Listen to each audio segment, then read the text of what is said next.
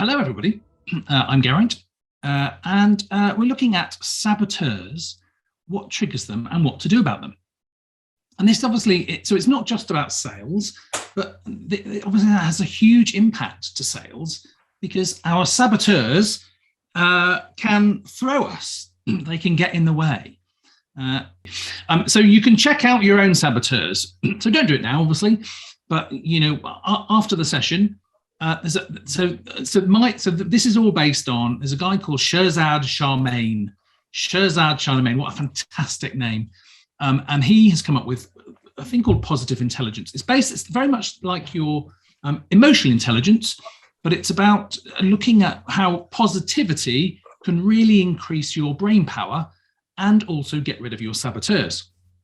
So I would absolutely get you to check out positiveintelligence.com. Because that's where you can actually take your saboteurs test and you can actually look at what are your saboteurs. So next slide, please, Yaf. So before we do that, we're really thinking about, what actually gets in our way. And I think certainly at ActionCoach, one of the biggest things that we look at is our mindset. Okay.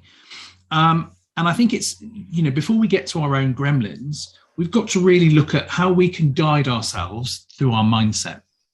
Now, one of the biggest things is that there are things that we can control and there are things that we can't control. So we always talk about PPT versus ARM. PPT versus ARM. Okay. Fantastic. So, absolutely. So, next slide, please, Shaf. So PPT, people, places, things, versus action, reaction, mindset. So I cannot control other people. I cannot control places. And I cannot control things. However, I can control my actions, my reactions, and my mindset. Okay. And I think the thing about the mindset is that actually we have two sides to our mindset. We have our inner critic and our believer. So our inner critic and our believer. Now, according to Geraint, so he talks about the critic is really the saboteurs. And really looking at the saboteurs, there are 10 of them.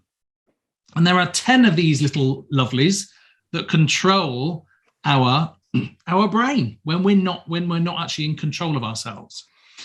So actually, so we're going to take a look at them.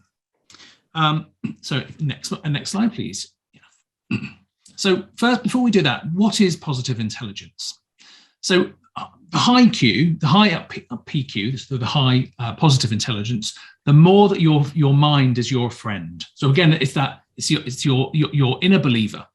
And then if you have lower PQ, it means your mind is becoming your worst enemy. So for example, you could be really excited about a sales pitch that's taking place tomorrow. And that's your high PQ because you're actually really excited about doing something. However, your low PQ is when your brain wakes you up at 3 o'clock in the morning worrying about it. Okay. So it's your best friend and it's your worst enemy at the same time. And it's actually looking at when your brain is your worst enemy, what you can do about it. Because what happens is your brain becomes the worst enemy and then your saboteurs take over and it becomes even more of a worst enemy. So we're going to look at what those saboteurs are, what triggers them, and then what you can do about them. So next slide, please. So there are three strategies to actually increase your positive intelligence. So the first is to weaken the saboteurs. The second is strengthen the sage within you. And then strengthen the PQ brain, so strengthen your positive intelligence brain. So before we can weaken those saboteurs, we've got to know what they are. Okay, so here we go. So you have 10. There are 10 saboteurs. So the main one, the master saboteur, is the judge. We all have the judge. Okay, so we have the judge. We then have the avoider, the pleaser, hyper-rational, hypervigilant, stickler, restless, victim, controller, and hyperachiever. Now, don't be worrying about thinking, oh my goodness, I need to know all of those. If you go on to positiveintelligence.com, you can find out a bit more about this. And we'll send a recording afterwards. And we will send, absolutely. So really, if you think about the master one, which is the judge, we are all our worst enemy. We are our worst judge because we judge ourselves. We judge ourselves and we judge others. Okay. So that's our biggest saboteur. So, we judge our friends. We judge our own attitude. We judge their attitude. We judge our failures. We judge our successes. Okay. So, you get the picture. So our judge is our biggest saboteur. And a lot of this all stems from our survivor brain. So when we're very young, we need to survive. So our genes need to carry on. So as a child, the biggest thing that keeps us going is survival. Okay, we have the oldest part of the brain is called the survival brain. It's the limbic brain. So and actually, as a growing adult, we then start to look at how we become more positive. But actually, as a young child, we need to survive. So we get judged. Why did you do that? Oh, why on earth are you doing that for? We're being judged. We then start to realize that that's a pattern, and we start to judge other people. Okay, why did you do that? Okay, so as soon as we start to hear all that, we then start to bring that into our adult lives. So actually, our 5-year-old brain starts to run our 40-year-old or 50-year-old or 30-year-old brain. So all of a sudden, that why did you do that comes out, and we judge ourselves. We judge our business. We judge ourselves when we're making a sales call. Oh, why did you say that? Oh, that was awful. That was dreadful. Oh, no one will ever buy from you. You're rubbish. Okay. And it goes on and it goes on and it goes on. So the judge is the biggest part. And as I said, then we have the 9 sub-saboteurs, and they can really kick in depending on how bad your judge is. Okay. So I'm just going to show you the next couple of slides. Now, don't be worrying about these because there's lots of information on, but I wanted to show you mine. So if you could show the next slide, there we go. So these are my results, okay? So we've all got a judge, okay? So these are my saboteurs. So my biggest one is a pleaser, okay? It might sound, oh, that's great, that's nice to be a pleaser. Well, it is. However, these are saboteurs. So I don't live my life as a pleaser, okay? However, when the survivor brain kicks in, so when things are going a little bit wrong, or I get triggered by somebody else's saboteurs, my pleaser kicks in, number 1. And that means I have to try and please someone. However, it comes across to the other person as I might be becoming a little bit sycophantic. I might come across as a bit of a martyr. The fact that I do things and I'll put you first, but actually I won't put myself, so I'll put myself second. And of course that can come across as bad. It can come across very badly to the other person. So these saboteurs are not great. And they're not how we live our lives fully. Okay, they are just in the moment of when we get our inner brain is triggered. Okay, so we don't live our lives as a controller. We don't live our lives as a victim or as an avoider, but they are triggered by certain behaviors and certain ways our brain and our judge reacts to allow us to start thinking like this. Okay, so if over the next couple of slides, if I show you, or if Yafs does, you can just click onto the next couple. So here you see, you can again, once you take your test, your positive intelligence test and your saboteur test, you can actually go through and actually some of the things here, like for example, pleaser indirectly tries to gain acceptance and affection by helping, pleasing, rescuing, or flattering, loses sight of own needs and becomes resentful as a result. Okay, so you can see then hyperachiever and victim. So all of these have, there are elements of I suppose, that sub-personalities of part of you, but they are all led by led by and judged by the judge. Okay.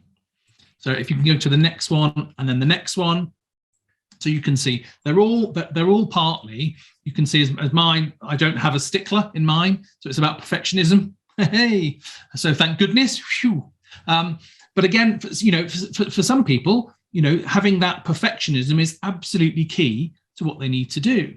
And actually, if you think about perfectionism in selling, and actually if things aren't going right and you've got to be a perfectionist, what might happen? Well, actually, it might be the fact, do you know what? I won't make that call because I'm not quite right today.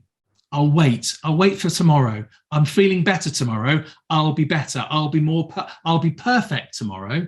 And then you procrastinate, and then you procrastinate, and you procrastinate, and you stop selling. Okay. So all of these saboteurs get in the way of our lives. And obviously, as part of that, it is selling. So depending on what your saboteurs are, they can have a massive impact on different parts of our lives and different parts of our selling lives. So what do we need to do about it? So I think, first of all, I'm going to ask you, now obviously it's very, very, very difficult because you don't really know what your saboteurs are, but I'm going to just ask you really quickly, what might trigger some of your saboteurs? What might trigger some of these inner critics? So I can either pop them in the chat or you can just shout out. I mean, there's not many of us. So, shout out. What do you think? What might trigger some of your saboteurs? Like overthinking it. Overthinking? Yeah, absolutely. Can you give me an example, James? When you might have overthought something and... Yeah, so prime example is like what you're saying about being in bed and thinking about it. If I've got like a big sales meeting or something which I'm not comfortable in, it just comes in my brain in the worst time. So all night I'll just be thinking about it, and then you hype it up so much. And the worst part about it is you go into those meetings really nervous, and then it's kind of irrelevant because it all works out in the end. And then after you're like, oh, I said the wrong thing, I did the wrong thing, but it doesn't matter. Absolutely. That's kind of the way I look at it now. Yeah, and I think it's one of those things where we can really be sideswiped by these, and actually all it is, it's up here. It's our brains that are taking over, and it's those saboteurs that have taken over, and it's those triggers, and that's our mindset. And what did I say before about what you can control? You can control your mindset. So this is about us being able to take control of this, because as I said before, it's no good our 5-year-old self running our business. That our business has no need for our 5-year-old self. But these are there because as our 5-year-old, this is how we survived. But what we need to think about now is rather than our survivor brain, we need to go into our positive brain. So absolutely. So looking at our triggers.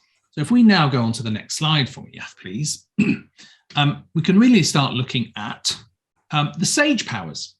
So there are 5 sage powers, and these are where by thinking about the saboteurs and really thinking about what's going on in your brain and what's going on in your mind, you can actually start laser-like focusing on what you can do to stop them. So there are 5. And they're here on the screen. So they empathize, explore, innovate, navigate, and activate. So really empathize. Now, this is the biggest one because your judge won't want you to empathize. Okay. Your judge is the one that says, oh, you need to be tough on yourself. Why are you being more tough on yourself? Okay. We've all heard that before. Okay. So actually, by empathizing with yourself and others about looking at how difficult something might have been, or understanding what the journey might have been. And one of the biggest things here is to visualize your inner child. Visualize yourself at 3. Okay, visualize yourself as that innocent little child that knows nothing. Okay, and actually, when you start thinking like that, your brain can actually start using that and saying, do you know what? Yeah, I get this. I get that they are. And actually, if you were then to look at the other person's, so for example, if you're judging someone else, You're judging that person on the other end of the phone that won't buy from you. Okay, you're judging them. Actually, visualize their 3-year-old self. Okay, don't think about how old they are now and what they're doing to you, because they're not doing anything to you. But again, our brains are playing tricks. Think about them as a 3-year-old and empathize with the situation that they're in. And then once you start empathizing, you can start exploring. And exploring is really useful to understand a situation or a problem. Ask yourself, what more can I discover? And start thinking about new ways rather than the old ways. So looking at new challenges and learning from mistakes and failures. Because if we always do the same thing the same way, we go back into our old habits. And we go back into our survivor brain, and where our saboteurs take over again. After this point, we then look at innovating. So breaking out of our boxes, okay, getting rid of old ways and off our autopilot. So our brains are inherently lazy. So by looking at new things and doing something new, we change that autopilot. We change what's a whole new way to do this? Ask yourself, what is the new way to do this? And a really useful way of doing this is by saying yes and rather than no but. So the next time someone asks you something or tells you something and you go, no, that won't work. Yes, it might do. And yes, and. So try that. And it's a really, really useful way of actually exploring and innovating new thoughts.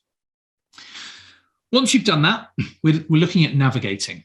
And that's really about listening to what's going on in your inner self, that inner believer, not the inner critic, but the inner believer, and choose between the various paths and alternatives that come up. And this is really based on your internal compass, okay? What you know to be truly right. And then once you've done that, you can activate. And activate it is really understanding where you need to go and actually taking part. So activate is part of action.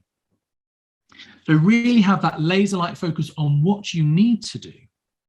And because you've really done these 5 stages, what you're doing is you've really focused in on using those powers, and it quietens the mind and allows for real action to take place. So because you're doing it, you're not being all guns blazing. You're actually being really focused, and because of that, it quietens the mind down and allows you to really think of what you need to do. Okay, next slide, please. Yeah.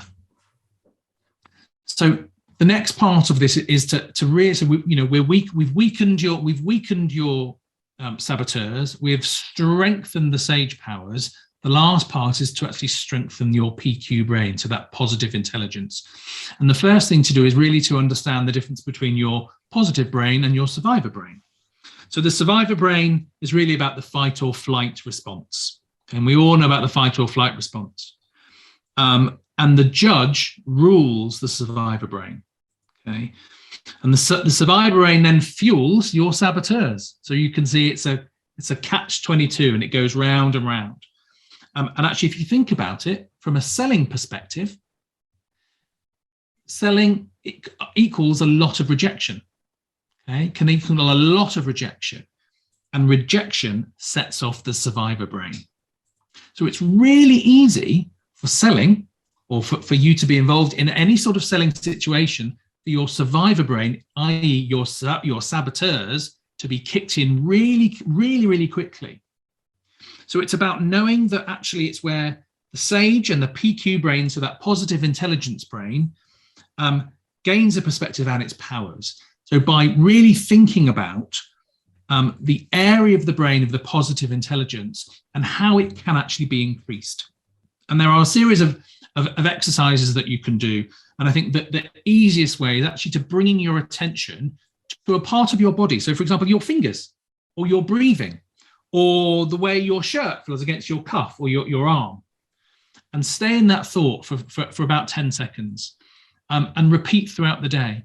And all of that is, again, it's very much like emotional intelligence. It's bringing attention to parts of your body, to your senses. So think about the smells, the sense about the tastes, think about the sounds that you hear throughout the day. And the more you can do this, you can actually start bringing up your positive brain. So if you think about it, selling is one of those activities that really can easily trigger one of your saboteurs or all of the saboteurs. So being aware of them, what triggers them, and then how to manage them are valuable tools to have as part of your armor so that you can sell better and also engage your PQ brain rather than your survivor brain. Thanks very much.